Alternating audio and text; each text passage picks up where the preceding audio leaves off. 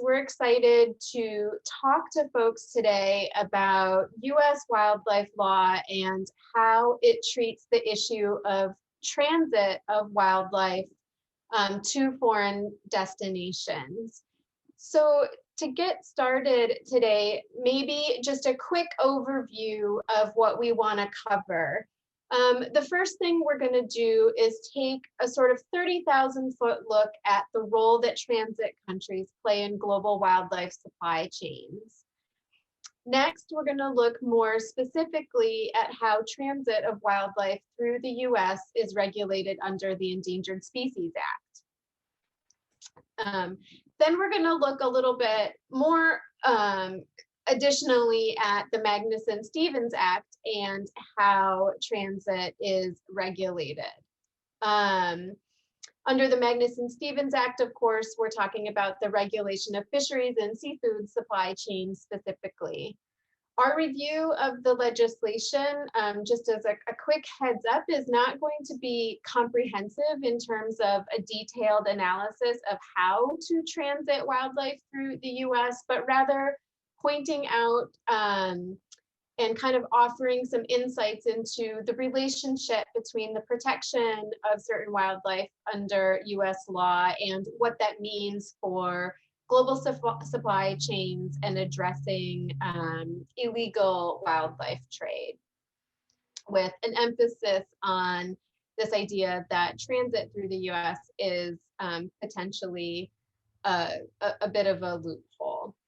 Once we get through that information, Nick and I will offer just a little bit, some high-level takeaways, which indicating that, in particular, the U.S. has, despite demonstrating a commitment to ending wildlife trafficking, and specifically a commitment to reducing the quantity of illegal, unreported, and unregulated, or IUU fish that end up in global supply chains, the US's wildlife transit laws and policy present significant loopholes.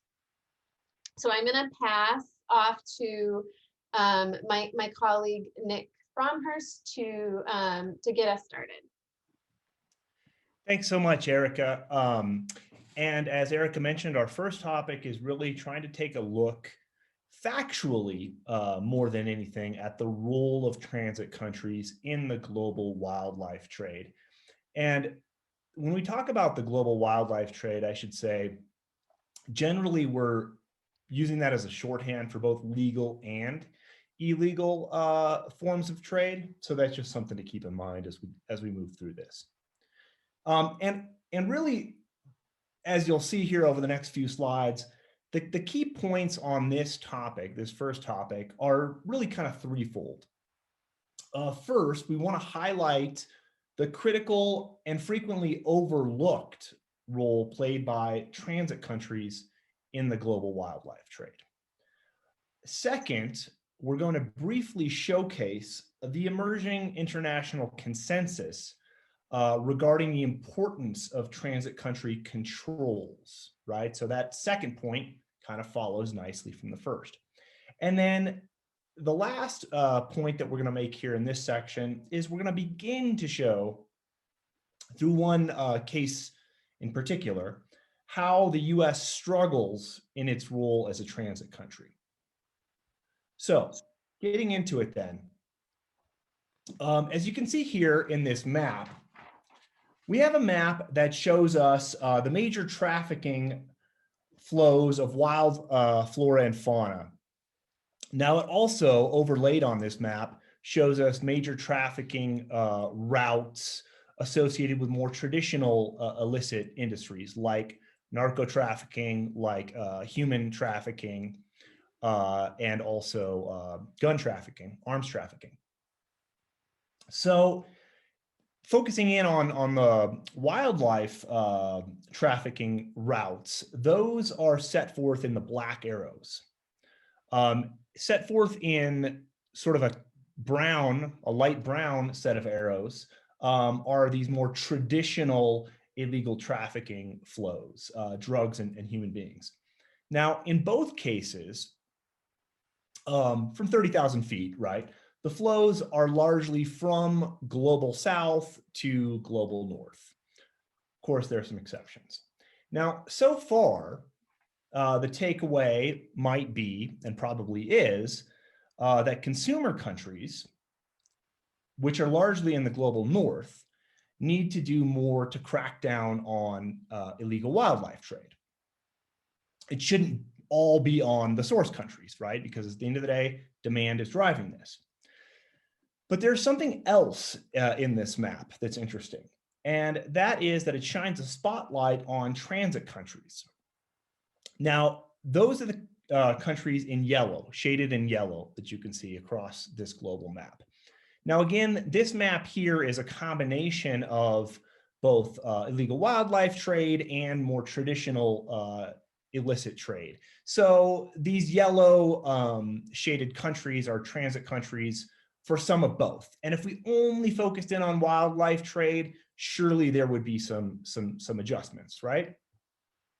But transit countries, as a definitional matter, are countries that are neither source countries nor end consumer destinations. That's key, right?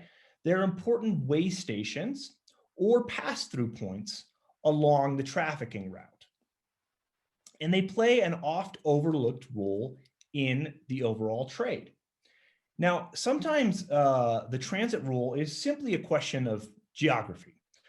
For example, if someone wants to ship shark fins from the Latin American region to Asia, the United States is geographically positioned as a pretty obvious transit point or hub.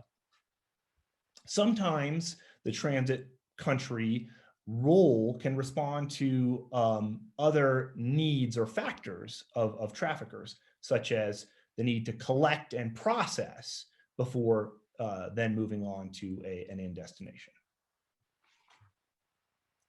Now, here's another map, in this case focusing on the EU's role in the global wildlife trade.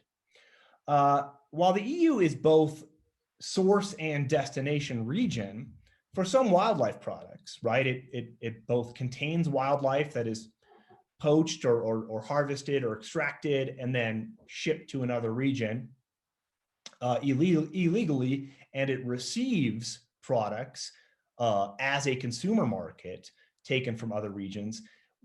It's arguably its most important role globally is actually as a transit region. And for the most part, if one had to sort of generalize, we're talking about a lot of trade from Africa, sourced from African countries, wildlife products of all stripes, that then transit through the EU en route to Asian end markets. And again, as a matter of both sheer geography and as a matter of just the nature of international trade and logistics, shipping logistics, the EU is a pretty obvious hub or transit point for trade from Africa to Asia. Lots of flights go from Africa to the EU, and lots of flights and other forms of shipment, such as ships on the sea, go from the EU to Asia. There aren't as many, right, that go directly from Africa to Asia. Obviously, there are many, but if we wanted to just look at the stats, we would see a lot going to Europe and then going over to Asia. In terms of the wildlife that is transited through the EU, the most visible or the most sort of notorious, I suppose you could say, on websites and so forth will be your elephant ivory, your rhino horn. But in terms of numbers, it's actually a lot more reptiles and birds. So to recap, the basic point here is that it's a mistake, right? It's a mistake to think of wildlife trade, legal or illegal, as usually or primarily consisting of a binational chain.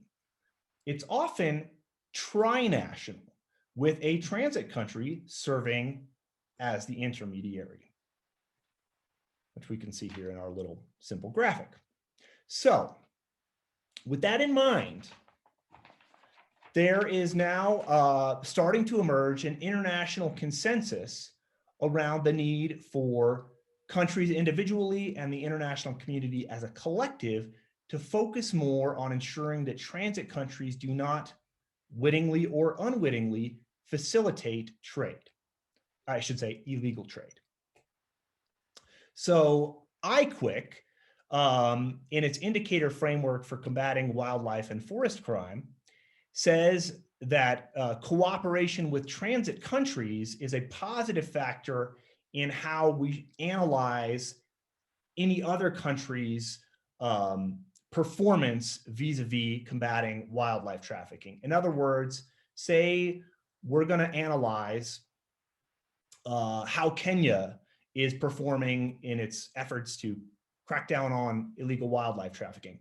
A lot of that analysis is going to focus on, well, Kenya, what are you doing to ensure that your national parks aren't, illegal hunting grounds? What are you doing to stop ivory and other products, flowing outside of your country? But one of the metrics is also going to be, Kenya, what are you doing to work with transit countries to try to, prevent illegal products flowing through those transit countries? CITES as well has issued statements. The Secretary General of CITES has described a task force, in this case on illegal trade in rhino horn, as an opportunity for enforcement officials from across source, transit, and destination states to interact on concrete strategies to combat that trade. So the task force actually is a collective, right, of not only source and destination states, which one would expect, right, it takes two to trade, but also transit countries, because actually it oftentimes takes three to trade. The UNODC has also issued statements talking about, again, not just source and destination countries, but also transit countries. So again, this increasing recognition that if we're talking about primary state actors, we have to include transit countries.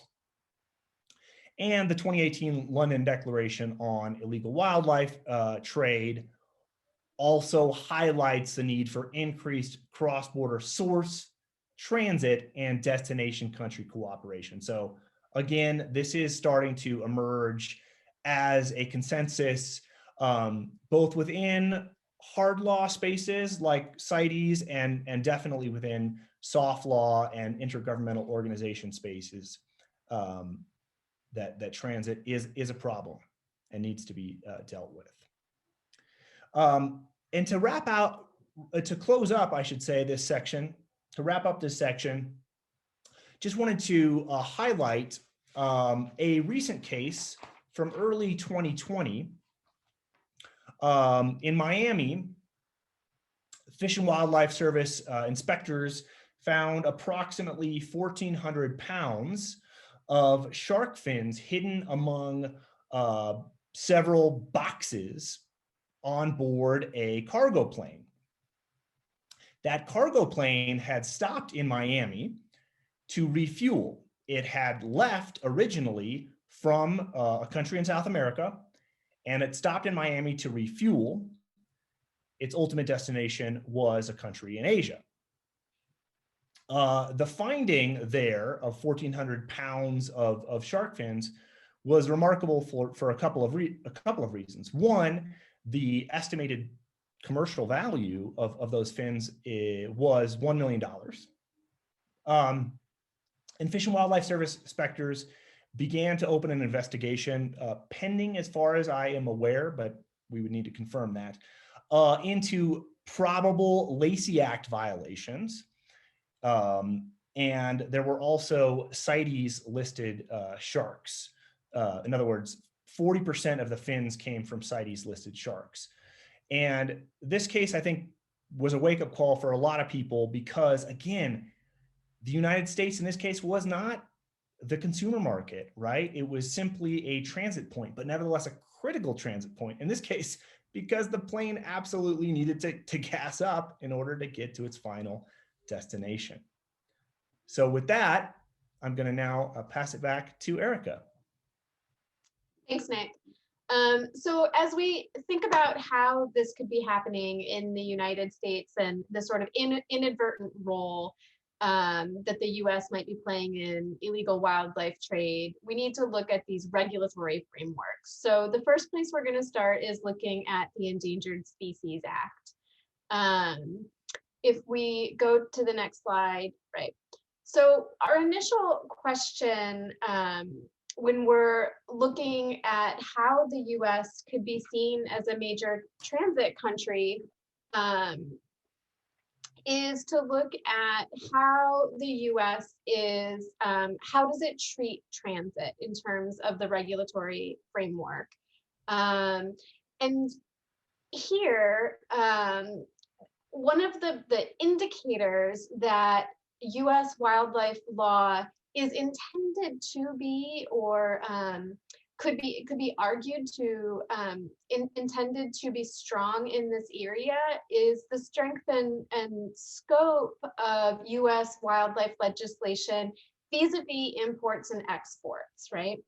So the ESA itself, the Endangered Species Act regulations promulgated by US Fish and Wildlife Service define import to mean to land on, bring into, or introduce into, or attempt to land on, bring into, or introduce into any place subject to the jurisdiction of the United States, whether or not such landing, bringing, or introduction constitutes an importation within the meaning of US customs law.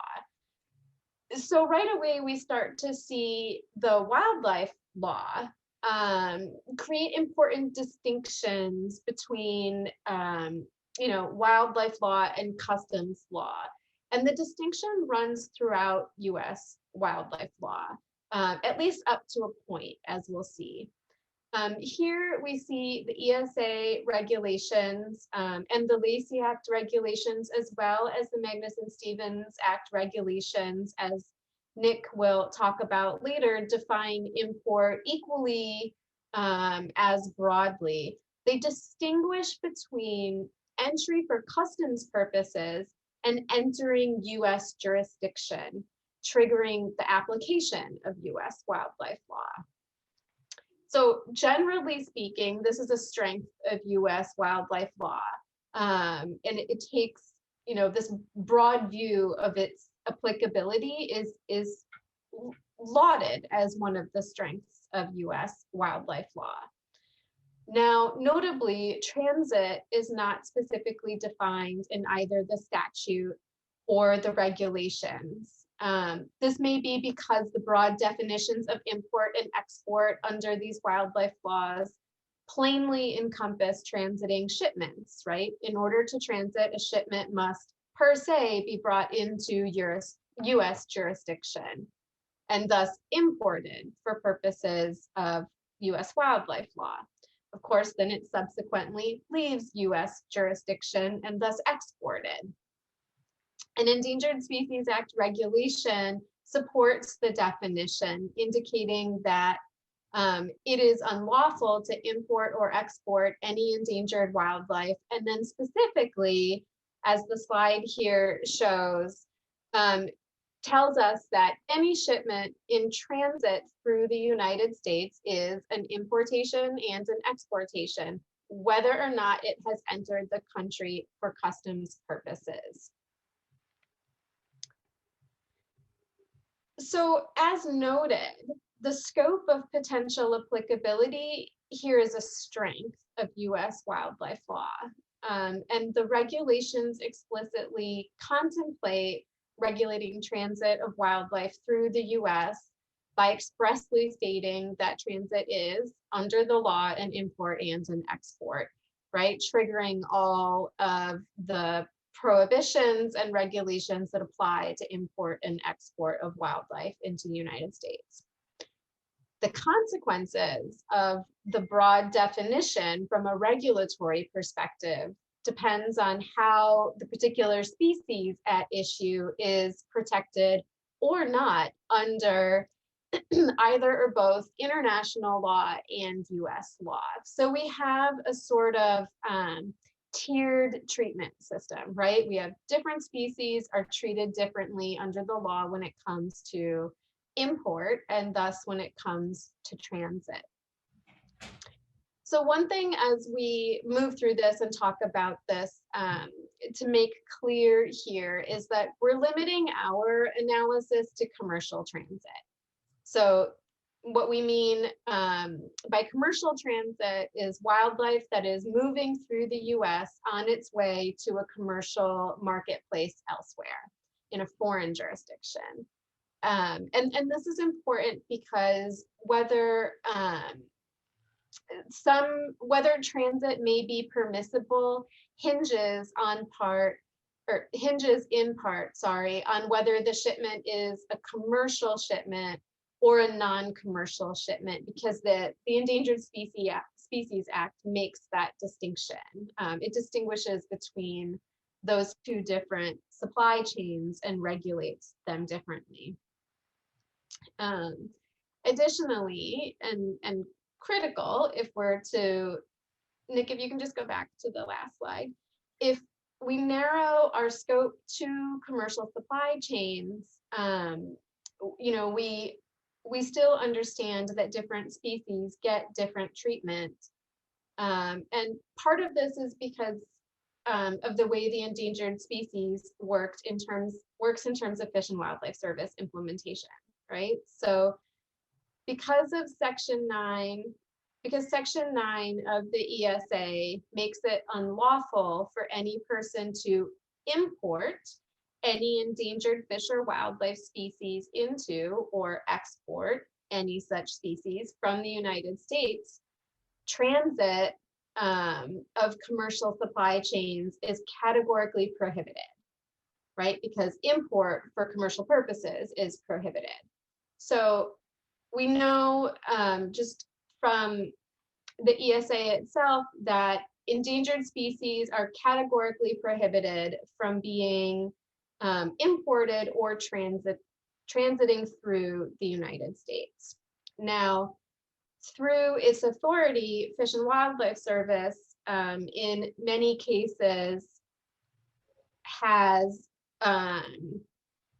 promulgated regulations that treat threatened species under its jurisdiction as endangered species for the purposes of all or certain Section 9 prohibitions. So in this case, any then threatened species under Fish and Wildlife Service jurisdiction, right? So we're talking about non-marine species. They also may be categorically prohibited from transiting through the United States. Okay. The remainder of those threatened species that are marine species and fall under NIMF's jurisdiction, such as sharks, because NIMF has not extended the Section 9 prohibitions to threatened species under its jurisdiction, we've put this other bucket of threatened species into what we're calling the conditionally prohibited or conditionally allowed bucket, depending on how you think about it. For species listed in Appendix 1 of CITES, which is the Convention on International Trade in Endangered Species, an international treaty, whether or not they're protected as endangered or threatened under the Endangered Species Act, commercial transit is also categorically prohibited, right? With very narrow exceptions, because imports for primarily commercial purposes under CITES for Appendix 1 species are prohibited. So in other words, such species simply should not be part or parcel of a commercial supply chain, right? Whether or not it involves transit, but where transit is involved, that transit would be categorically prohibited. So then, as we note, we have, I'm sorry, go back, yeah. As we note, we have this other category of species for which transit might be considered conditionally allowed or in reverse conditionally prohibited. What we mean here is that transit may be legal depending on the circumstances attendant to the supply chain, which we're going to explore in upcoming slides. But just quickly, so these species include those marine species that fall under NIMS jurisdiction that are listed as threatened, as we talked about, CITES Appendix 2 species, i.e. those internationally protected species for which commercial import may be legal, and then in fact most other wildlife species as well, whether or not explicitly protected or listed under the ESA or CITES. Okay, we can move to the next slide. So what makes an import conditional? The distinction between categorically prohibited and conditionally allowed begs this question. We can think about this as contingent on either pre-import conditions, potentially arising due to the Lacey Act or the Magnuson-Stevens Act, or compliance with what we might call procedural obligations that derive from either the Endangered Species Act or the Magnuson-Stevens Act. Nick is going to address the regulatory frameworks presented by the Magnuson-Stevens Act, but let's look at the implications of the Lacey Act here and the certain procedural requirements under the ESA that apply.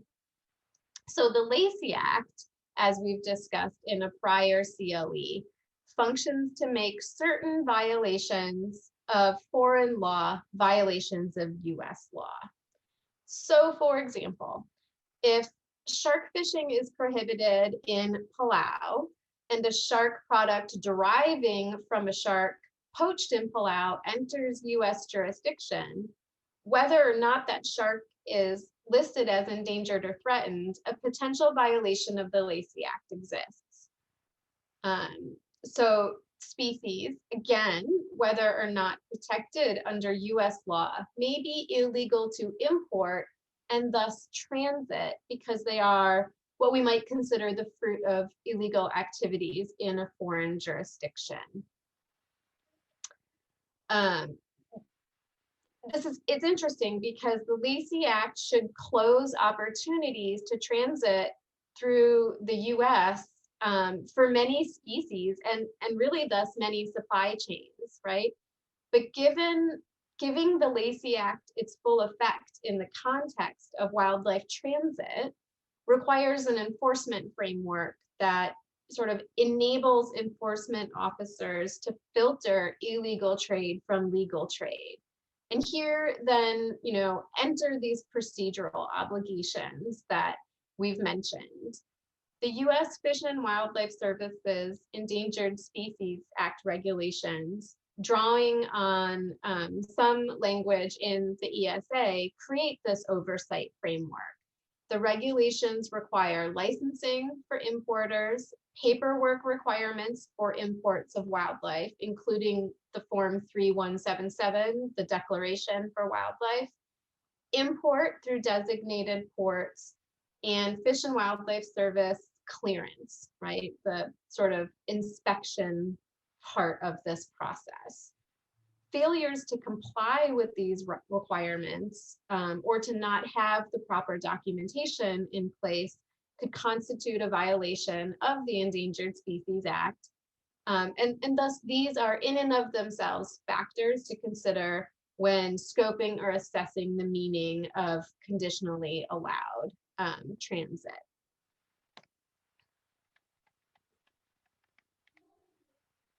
But the thing is, and despite the fact that, we get this initial understanding of the sort of breadth intended by Fish and Wildlife Service in interpreting their mandate as to what constitutes an import, there are some limitations, right? And so these procedural obligations or tools that we've just described, they provide oversight for enforcement officers, right? These are oversight tools, and they give oversight over wildlife imports.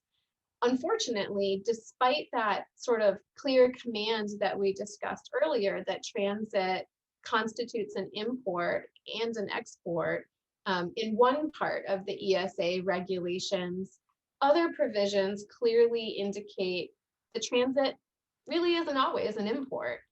And we're not going to treat it on similar ground. So in fact, important exceptions exist that carve out from the enforcement sort of oversight framework many different transit situations. In these scenarios, we start to see incorporation of the customs understanding of transit, right? Like there had been this, in the definition of import, a clear distinction between the wildlife law understanding of import and the customs understanding of import. Here we start to see it conflate. So for example, declarations are only required when clearance is required, and clearance is only required when a specimen is released from detention by customs officers, right? So this is a more common sort of customs understanding of import or entry into the United States. Read together, neither declarations nor clearance requirements apply to species unless they are categorically prohibited from being imported or transiting into the US. Right? Similarly, wildlife moving in transit through the US from one foreign country to another is exempt from the designated port requirement, right? So this idea that we should have these designated ports and funnel wildlife shipments to ports where we know we can staff them with Fish and Wildlife Service enforcement officers. So we're exempting wildlife moving in transit to a foreign country if the shipment is unloaded, as long as the shipment is not unloaded from that designated port requirement. So a lot of wildlife is staying on ships and is moving not through designated ports where there are enforcement officers, but potentially other ports, whether shipping ports or airports.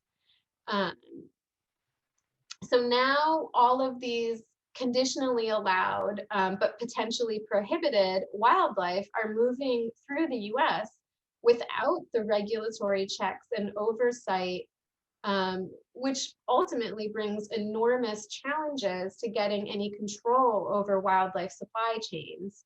And this is, you know, as Natural Resources Defense Council framed it, part and parcel of what makes the US an unintentional partner in illegal wildlife trade. It handicaps the applicability and potential utility of some of the most important wildlife tools that we have, such as the Lacey Act and certain provisions in the Magnuson-Stevens Act, as Nick will discuss. In addition to these sort of customs framed exemptions that exist to these requirements, there's a seafood exemption that runs throughout U.S. Fish Endangered Species Act regulations. So specific exemptions are provided for shellfish and fishery products intended for human consumption.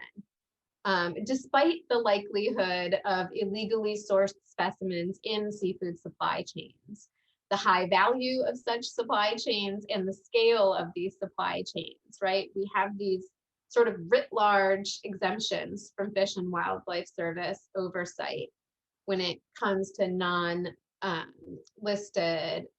fishery products, shellfish and fishery products. So when it comes to something like shark fin trade, for example, we have these two exemption threads that potentially apply, making it even more difficult to sort of to fix these loopholes if we identify them as such. So as you can see, we start to see a disparate treatment between imports and transit when it comes to this oversight framework, particularly when it comes to species like many of the sharks in the shark fin trade. Declarations don't apply. The designated ports requirement does not apply, and clearance requirements don't apply. Whether this is what the statute and the regulations intended is an important question. And given especially the scale and enormity of illegal wildlife trade and the role of transit countries, as internationally recognized and prioritized, these exemptions likely should be revisited, because I think it can be argued at this point now that the administrative burdens they likely intended to relieve no longer outweigh the costs of so many animals' lives in the illegal wildlife trade. That wraps up, I think, a nice tidy summary, hopefully for you, of how the Endangered Species Act engages with this issue of transit. And I'm going to pass over to my colleague Nick again to walk us through the sort of relationship between the Magnuson-Stevens Act and some of its innovative regulatory frameworks in transit. Thanks so much, Erica.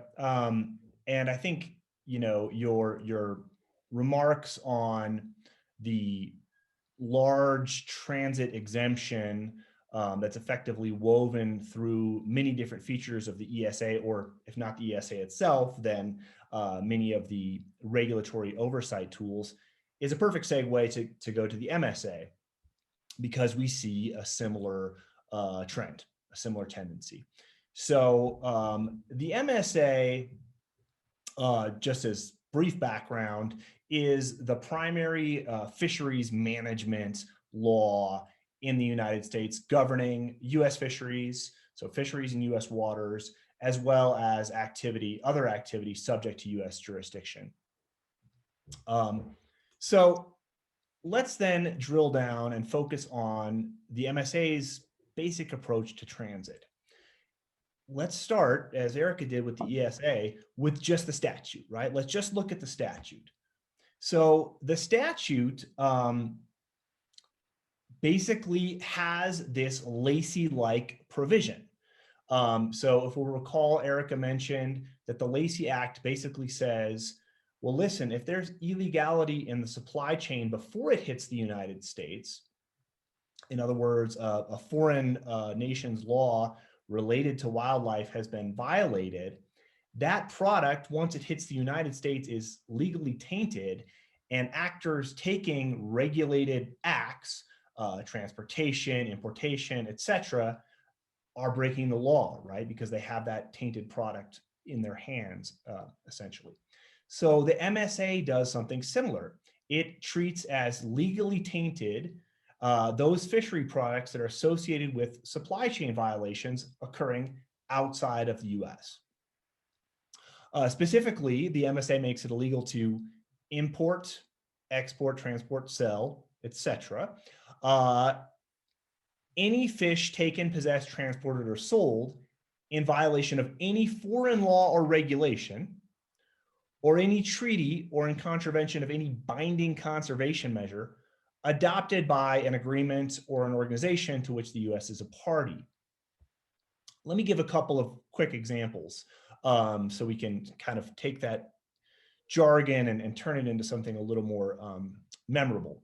So examples of foreign laws or regulations, the violation of which could constitute a predicate MSA violation, could include the obvious, right? So taking a species protected under a foreign nation's laws, right? So maybe cichlids, for instance, in a country like Malawi, right? This endemic species, set of species, I should say, that lives in Lake Malawi and other places. So that'd be a fairly obvious, fisheries conservation foreign law violation that, okay, if you brought those back to the United States, even if they weren't, protected under the ESA, you violated the MSA. You've probably also violated the Lacey Act. There could be less obvious predicate violations for MSA purposes, like using prohibited gear to take a species that's otherwise fishable and even exportable in a foreign nation, right? But if the foreign nation's law prohibits certain gear, and that's been used, and then somebody else brings that into the United States, well, that's an MSA violation. Examples of binding conservation measures adopted by an international agreement or organization to which the US is party could include, and probably most prominently would be, violations of RFMO, Regional Fisheries Management Organization, conservation and management measures. CMMs, as they're sometimes called. So, an example might be an RFMO measure related to retention of certain incidentally caught species of shark, right? So bycatch of certain shark species. Some RFMOs might say, or do say, well, if it's species X, can't retain it on board because we do not want that in the supply chain, even if it was incidentally caught. Well, again, you've got that predicate violation, earlier in the supply chain. If it comes back into the United States, the person who's brought it into the United States has committed an MSA violation. So that's one part of the puzzle, right? Then the other part, and this also I think links up, right, to Erica's remarks about the ESA, is the MSA defines import as a statutory matter to include in-transit scenarios, right? It takes this broader non-customs view to import. It specifically says, right, the term import means, and then it goes on and on and on, and it says whether or not such landing, bringing, or introduction constitutes an importation within the meanings of the customs law. In other words, customs law may narrow things such that, for instance, in transit situations where the product doesn't enter into US commerce, right, doesn't count as an import. The MSA, like the ESA, says, well, yeah, it's still an import for our purposes, right? So the overall takeaway is that the MSA, as a statutory matter, takes cognizance of many earlier supply chain violations and contains no statutory exception for transit. In fact, it contains an affirmative inclusion, right, of transit scenarios. But regulations under the MSA take a very different tack. And this is going to sound very familiar because it's absolutely consistent or largely consistent with the ESA regulatory scenario. So we actually have, or we're going to take a look at here, two specific regulatory programs under the authority of the MSA that contain essentially regulatory narrowing such that in-transit scenarios are actually outside of the scope of these regulations and their controls. So the first one is this HMS ITP. It's the Highly Migratory Species International Trade Permit Program. It's a mouthful. The second is the Seafood Import Monitoring Program, or SIMP. So what do these programs do? Well, let's start with the HMS ITP. This program is designed to achieve tighter regulation over trade, international trade in highly migratory species. That's a defined term. It includes most of the globally commercially valuable fish species, tuna being, probably the most important or the most visible. And it's designed to also, along with tighter regulation over that trade, implement conservation and management measures of several RFMOs to which the United States is a party. So basically, this program says that importers, we'll come back to what that means for purposes of this program, importers of these regulated species have to possess a valid permit. It's called an international fisheries trade permit. So they have to get a permit, right? That's one form of regulatory control whenever they enter for consumption in any of these species. And shark fins are included, interestingly. Enter for consumption. Okay, let's remember that.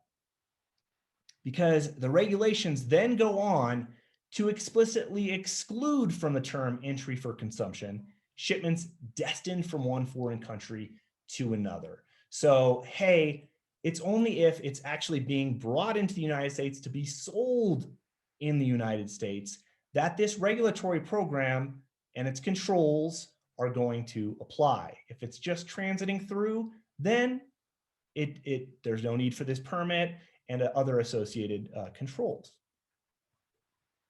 So with our graphic here, when it's in transit, HMS ITP does not apply. Interesting, right? Seems to be a little bit in tension, maybe a lot in tension with the scope demarcated under the statute. Well, let's look at the SIMP program, the Seafood Import Monitoring Program, which is in many ways a pair or a complementary program to the HMS ITP program. So the Seafood Import Monitoring Program regulates imports of 13 fish and fish products that the National Marine Fisheries Service has identified as particularly vulnerable to or associated with IU fishing and seafood fraud, right? Mislabeling, species substitution, etc. So these regulated species include a lot of commercially valuable species like cod, blue crab, red king crab, grouper, snapper, sea cucumber, swordfish, and most importantly, the vast majority of sharks. Now, when applicable, the Seafood Import Monitoring Program, the SIMP, requires the trader to, among other things, possess an IFTP permit. That's the same permit that I mentioned with respect to the previous program. And 2, comply with a whole bunch of reporting requirements, at the time of entry. They also have to furnish information, and this is really the heart of it in a lot of ways, on the time, location, species, and entity responsible for harvest, including evidence of fishing authorization. So the point is, to translate that a little bit, show us, importers covered by this program, that fish, if it was taken in a foreign jurisdiction, right, and that's all we're talking about here, that it was actually caught legally, right? That it was actually caught legally in compliance with relevant foreign law or RFMO provisions. And then also maintain records so that, authorities can go back and check and make sure compliance actually, is up to snuff after the fact. Okay, makes sense, right? This is a traceability program, show us that it's been legally authorized, the fishing activity, and then it can come into the United States. Does that also include situations where it's just passing through the United States? Do we also have those regulatory controls in transit situations? Well, no. Here it applies to products entered into US commerce. The regulatory language actually isn't quite as 100% crystal clear, but a reasonable read and doing additional investigation, it is clear that it does not apply to in-transit situations because those products are not entered into US commerce, right? They're ultimately going to commerce in a foreign nation. So here as well, the SIMP program does not apply to in-transit situations. In sum, with respect to both programs, right, the regulations scale back the scope demarcated by the statute itself. Where the statute has eyes wide open with respect to transit and says, yeah, that's on our radar. That's part of what we're trying to control, right? And there's an MSA violation, whether it's being imported or it's transiting through, if there's a cognizable predicate violation that taints that product, either way, the MSA says you can't do that. So where the statute has eyes wide open on the transit scenarios, the regulations close an eye on the transit front. And with that, I'm going to pass it back to my colleague to offer some concluding remarks. Well, thanks, Nick. I like this metaphor of the statute sort of having eyes wide open and even some of the regulatory framework, right? Part of the regulatory framework matches that eyes wide open sensibility. And I think in terms of our sort of concluding thoughts here, right? We need to, in general, be eyes wide open about the role of transit countries in illegal wildlife supply chains, illegal wildlife trade. And in fact, as demonstrated, the international community is hip to this, right? And part of what we need to look at with the US playing such a critical role as a transit country, we've factually emphasized sharks, but the illegal, unreported, and unregulated fish that is likely moving through the US goes well beyond sharks. And, you know, in addition, we're talking about all sorts of wildlife, everything from high value commercial timber to, you know, anything else you really might imagine in terms of products made out of wildlife. And so there's this sort of understanding that we need to shift our thinking, as you suggested, Nick, from thinking sort of binationally about supply chains and really broadening what we understand to be a supply chain. And that's one thing. And, you know, like we said, we're getting there in terms of the international community. Importantly, though, law and regulation needs to match that, right? And so we're partway there when it comes to US law and policy, in that the scope is available to us, right? We could, under US law, treat equally transit and imports, but we don't, right? And we don't under several different statutes and in several programs specifically designed to delimitate legal trade from illegal trade and shut down access to markets of illegal trade. So moving sort of along that sort of eyes wide open path, right? Like, let's keep the eyes wide open, let's reopen the eyes, if you will. And then, you know, and related to that, right, like what we really need to look at in terms of the legal and regulatory frameworks is how the disparate treatment, you know, where we have these carve outs for transit and then carve outs also for shellfish and fishery products, you know, they undermine US policy and US commitment to ending wildlife trafficking. And so how do we reimagine this like enforcement and oversight framework to that creates an enabling environment for Fish and Wildlife Service inspection officers, for example? How do we bring potentially into you know, the scope of what they're looking at and, you know, examining modus operandi, et cetera, for what might likely be supply chains that contain illegal wildlife? If we can adjust, right, and acknowledge that at this point there are costs to animals' lives and costs to habitat and all else that are the consequences of illegal wildlife trade, that those costs now, you know, outweigh the administrative benefits of excluding from oversight some of those products, that recalibration should lead us to a path of really starting to comprehensively address wildlife trafficking. So with that, I think we can close out and just say thank you to, again, the Center for Animal Law Studies for working with us on these CLEs. And we hope to have more for you.